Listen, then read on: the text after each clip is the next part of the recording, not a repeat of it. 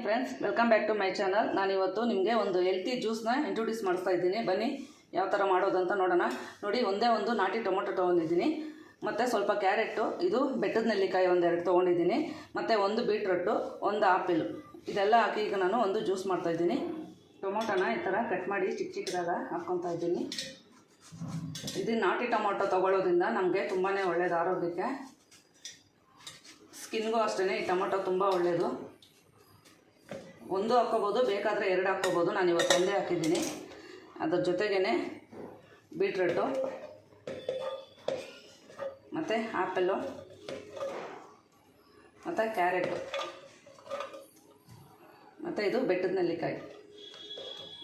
First ಒಂದು ಸರಿ ಬಂದ್ಬಿಡ್ತೀನಿ, ಆಮೇಲೆ ನೆಕ್ಸ್ಟ್ಗೆ ಇದು ಹಾಕ್ಕೊತೀನಿ. ಒಂದೇ ಸರಿ ಆದರೆ ಸಾಕಾಗೋದಿಲ್ಲ. ನೋಡಿ, ಚೆನ್ನಾಗಿ ನೈಸಾಗೆ ಬಂದಿದ್ದೀನಿ. ನಾನು ನೀರು ಆವಾಗಲೇ ಹಾಕಲಿಲ್ಲ, ಈಗ ಸ್ವಲ್ಪ ನೀರು ಹಾಕ್ತಾಯಿದ್ದೀನಿ. ಇದಕ್ಕೆ ನೀಟಾಗಿ ಇದೆಲ್ಲ ತೊಳ್ಕೊಳ್ಳೋಣ, ಜಾರಲ್ಲಿರೋದೆಲ್ಲ ವೇಸ್ಟ್ ಮಾಡೋಕ್ಕೆ ಹೋಗ್ಬಾರ್ದು. ಮತ್ತು ನಾನು ಈ ಜ್ಯೂಸನ್ನ ಫಿಲ್ಟ್ರ್ ಮಾಡೋದಿಲ್ಲ. ಕೆಲವರು ಫಿಲ್ಟ್ರ್ ಮಾಡ್ತಾರೆ, ನಾನು ಮಾಡೋದಿಲ್ಲ. ಫಿಲ್ಟ್ರ್ ಮಾಡಿದ್ರೆ ಅದರಲ್ಲಿ ನಮಗೆ ನೀರು ಸಿಕ್ಕುತ್ತೆ, ಎಲ್ಲ ಅಲ್ಲೇ ಹೊರಟೋಗುತ್ತೆ. ನೋಡಿ, ಈ ಥರ ನೈಸಾಗಿ ರುಬ್ಕೊಬಿಟ್ರೆ ಆರಾಮಾಗಿ ಕುಡ್ಕೋಬೋದು, ಫಿಲ್ಟ್ರೇನು ಮಾಡೋದು ಬೇಕಾಗಿಲ್ಲ. ಈಗ ಇದು ಇನ್ನೊಂದು ಸ್ವಲ್ಪ ಇದೆಯಲ್ಲ, ಇದನ್ನು ಬರ್ತೀನಿ.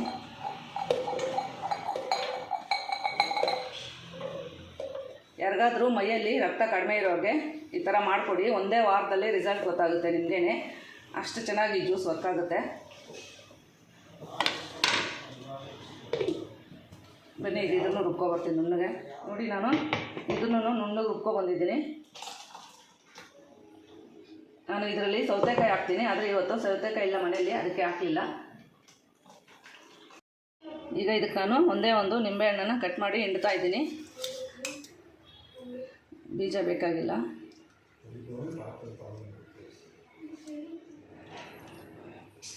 ನಿಮಗೆ ಬೇಕಾದರೆ ಇದಕ್ಕೆ ಜೇನುತುಪ್ಪ ಕೂಡ ಹಾಕ್ಬೋದು, ಆದರೆ ನಾನು ಹಾಕ್ತಾಯಿಲ್ಲ. ಯಾಕೆಂದರೆ ಆಪಲ್ಲು ಮತ್ತು ಕ್ಯಾರೆಟಲ್ಲಿರೋ ಸ್ವೀಟ್ನೆಸ್ ಸಾಕು.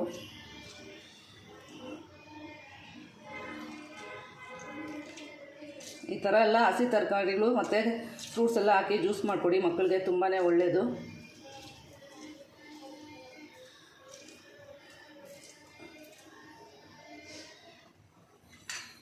ನೋಡಿ, ಈಗ ಅದನ್ನ ಚೆನ್ನಾಗಿ ಒಂದ್ಸರಿ ಮಿಕ್ಸ್ ಮಾಡ್ಕೊಳ್ಳೋಣ. ನಮ್ಮ ಮನೇಲಿ ಪ್ರತಿದಿನ ಬೆಳಗ್ಗೆ ಈ ಥರ ಏನೋ ಒಂದು ಜ್ಯೂಸ್ ತೊಗೊಂಡೆ ನೆಕ್ಸ್ಟ್ ನಾವು ಟಿಫನ್ ತೊಗೊಳ್ಳೋದು. ಬೆಳಗ್ಗೆ ಫಸ್ಟು ಬಿಸಿನೀರಾಗುತ್ತೆ, ಅದಾದಮೇಲೆ ಹಾಫ್ ಆನ್ ಅವರ್ಗೆ ಈ ಥರ ಪ್ರತಿದಿನ ಒಂದೊಂದು ಥರ ತೊಗೊತೀನಿ. ನಾನು ಒಂದೇ ಥರ ತೊಗೊಳ್ಳೋದಿಲ್ಲ. ನಾವು ತಿಂಡಿ ಮಾಡೋ ಅಷ್ಟೊತ್ತಿಗೆ ಏನಿಲ್ಲ ಅಂದರೂ 10:30 ಆಗೋಗುತ್ತೆ. ನಮ್ಮ ಮನೇಲಿ ಲೇಟಾಗಿ ತಿಂಡಿ ಮಾಡೋಕ್ಕೆ, ಯಾಕಂದರೆ ಇದೆಲ್ಲ ಕುಡ್ದಿರ್ತೀರಲ್ವ, ಅದಕ್ಕೋಸ್ಕರ.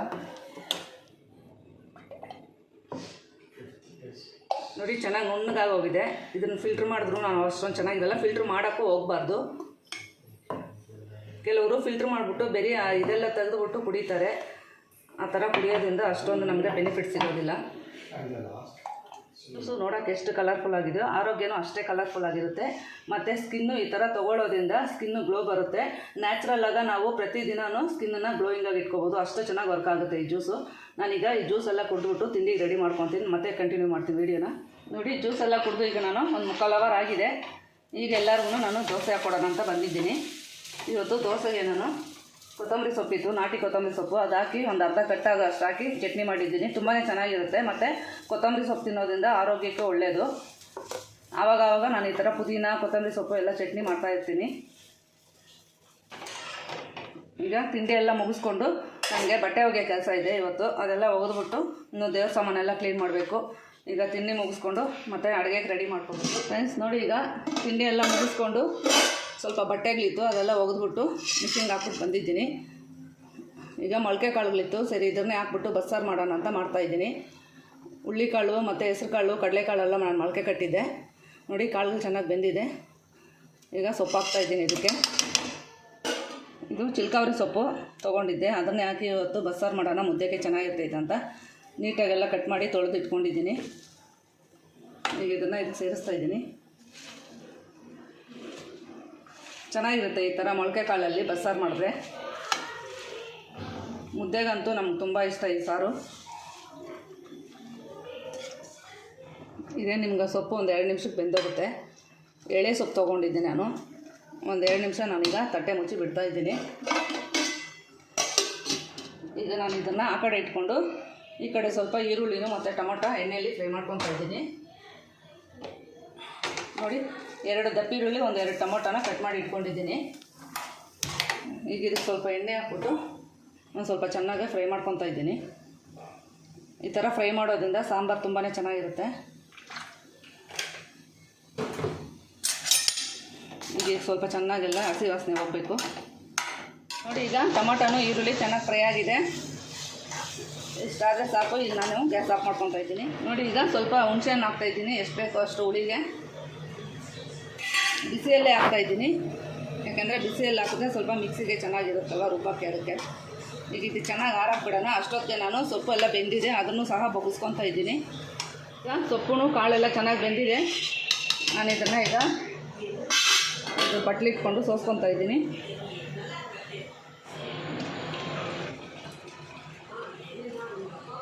ನೋಡಿ ಸೊಪ್ಪೆಲ್ಲ ಬಗ್ಗಿಸ್ಕೊಂಡಿದ್ದೀನಿ. ಈಗ ಈ ನೀರಿಗೆ ನಾನು ಮಸಾಲೆ ರುಬ್ಕೊತಾ ಇದ್ದೀನಿ. ಬನ್ನಿ ಈಗ ಮಸಾಲೆ ರುಬ್ಕೊಳ್ಳೋಣ. ಒಂದು ಅರ್ಧ ಕಪ್ ಅಷ್ಟು ತೆಂಗಿನಕಾಯಿ ಹಾಕ್ತಾಯಿದ್ದೀನಿ. 1 ಸ್ಪೂನ್ ಆಗೋಷ್ಟು ಮೆಣಸು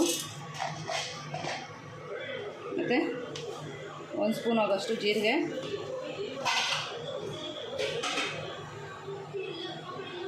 ಒಂದು ಸ್ವಲ್ಪ ಬೆಳ್ಳುಳ್ಳಿ ಮತ್ತು ಕೊತ್ತಂಬರಿ ಸೊಪ್ಪು. ನೋಡಿ ಇದು ಬರೀ ಖಾರದ ಪುಡಿ 1 ಸ್ಪೂನ್ ಹಾಕ್ತಾಯಿದ್ದೀನಿ. ನಾನು ಹಸಿಮೆಣ್ಸಿನ್ಕಾಯಿ ಒಣಮೆಣ್ಸಿನ್ಕಾಯಿ ಏನೂ ಹಾಕಲಿಲ್ಲ, ಬರೀ ಖಾರದ ಪುಡಿ ಮತ್ತು ಸಾಂಬಾರು ಪುಡಿ 1 ಸ್ಪೂನ್ ಹಾಕ್ತಾಯಿದ್ದೀನಿ. ನಾನು ಯಾವಾಗ ಹಾಕಿದ್ರೂ ಖಾರದ ಪುಡಿ ಮತ್ತು ಸಾಂಬಾರು ಪುಡಿ 2 ಹಾಕ್ತೀನಿ ಬಸ್ಸಾರಿಗೆ. ಮತ್ತು ನೋಡಿ ಹುಣಸೆಹಣ್ಣು ಮತ್ತು ಟೊಮೊಟೊ ಎಲ್ಲ ಫ್ರೈ ಮಾಡಿ ಇಟ್ಕೊಂಡಿದ್ನಲ್ಲ ಹುಳಿ ಎಲ್ಲ, ಇದೆಲ್ಲ ಚೆನ್ನಾಗಿ ಆರಿದೆ. ಇದನ್ನು ಇವಾಗ ಇದಕ್ಕೆ ಸೇರಿಸ್ತಾ ಇದ್ದೀನಿ.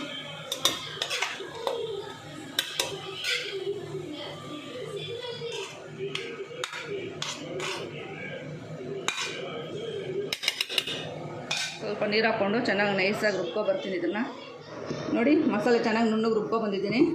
ಈಗ ಈ ಮಸಾಲೆನ ಈ ಕಾಳು ಬಗ್ಗಿಸ್ಕೊಂಡಿದ್ನಲ್ಲ ಅದೇ ನೀರಿಗೆ ಹಾಕ್ಕೊತಾ ಇದ್ದೀನಿ.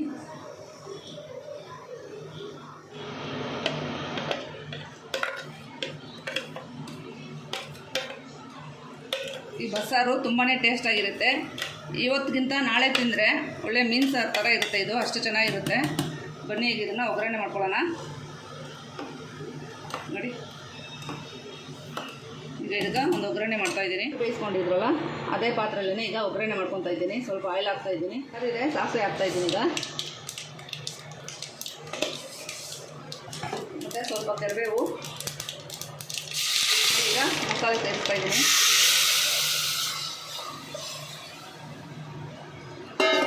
ಈಗ ಇದಕ್ಕೆ ಉಪ್ಪು ಖಾರ ಎಲ್ಲ ಚೆಕ್ ಮಾಡಿಕೊಂಡು ಏನಾದರೂ ಸಾಕಾಗಿಲ್ಲ ಅಂದರೆ ಸ್ವಲ್ಪ ಹಾಕ್ಕೋಬೋದು. ತುಂಬಾ ಟೇಸ್ಟಾಗಿರುತ್ತೆ ಈ ಬಸ್ಸಾರು. ನನಗಂತೂ ತುಂಬ ಇಷ್ಟ ಈ ಸಾರು ಅಂದರೆ. ನಾನೀಗ ಇದಕ್ಕೆ ಇನ್ನು ಸ್ವಲ್ಪ ನೀರು ಹಾಕ್ತಾಯಿದ್ದೀನಿ. ತುಂಬ ಗಟ್ಟಿ ಇದೆ, ಅದಕ್ಕೆ ಉಪ್ಪು ಖಾರ ಎಲ್ಲ ಕರೆಕ್ಟಾಗಿದೆ. ಇದೊಂದು 5 ನಿಮಿಷ ಒಗ್ಗರಣೆ ಮಾಡ್ಕೊತಾ ಇದ್ದೀನಿ. ಒಂದು ಬಾಣಲಿ ಇಟ್ಕೊಂಡು ಸ್ವಲ್ಪ ಆಯಿಲ್ ಹಾಕ್ತಾಯಿದ್ದೀನಿ. ಎಣ್ಣೆ ಕಾದಿದೆ. ಸಾಸಿವೆ, ಒಂದ್ಕೊಣೆ ಕಡಲೆಬೇಳೆ, ಇದು ಸ್ವಲ್ಪ ಫ್ರೈ ಮಾಡ್ಕೊಳ್ಳೋಣ. 2 ಒಣಮೆಣಸಿನ್ಕಾಯಿ ಹಾಕ್ತಾಯಿದ್ದೀನಿ. ಅದ್ರ ಜೊತೆಗೇ 1 ಬೆಳ್ಳುಳ್ಳಿ ಜಜ್ಜಿಟ್ಕೊಂಡಿದ್ದೆ, ಅದು ಹಾಕ್ತಾಯಿದ್ದೀನಿ. ಮತ್ತು ಸ್ವಲ್ಪ ಕರಿಬೇವು,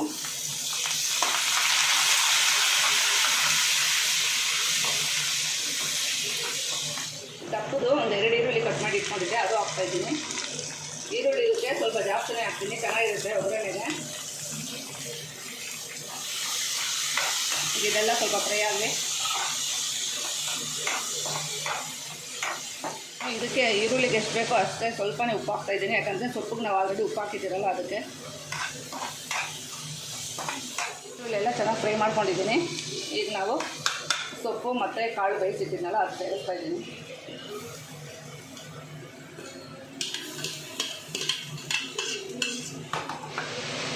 ನೋಡಿ ಚೆನ್ನಾಗೆಲ್ಲ ಒಂದು ಮಿಕ್ಸ್ ಕೊಟ್ಬಿಟ್ಟು ಇದಕ್ಕೆ ಬೇಕು ಅಂದರೆ ಸ್ವಲ್ಪ ತೆಂಗಿನಕಾಯಿ ಹಾಕ್ಕೋಬೋದು, ಇಲ್ಲಾಂದರೆ ಬೇಡ. ನಾನು ಸ್ವಲ್ಪ ಹಾಕ್ತಾಯಿದ್ದೀನಿ ಇವಾಗ. ಇದಕ್ಕೆ ಚೆನ್ನಾಗಿರುತ್ತೆ ಟೇಸ್ಟು ಕಾಯಿ ಹಾಕಿದ್ರೆ.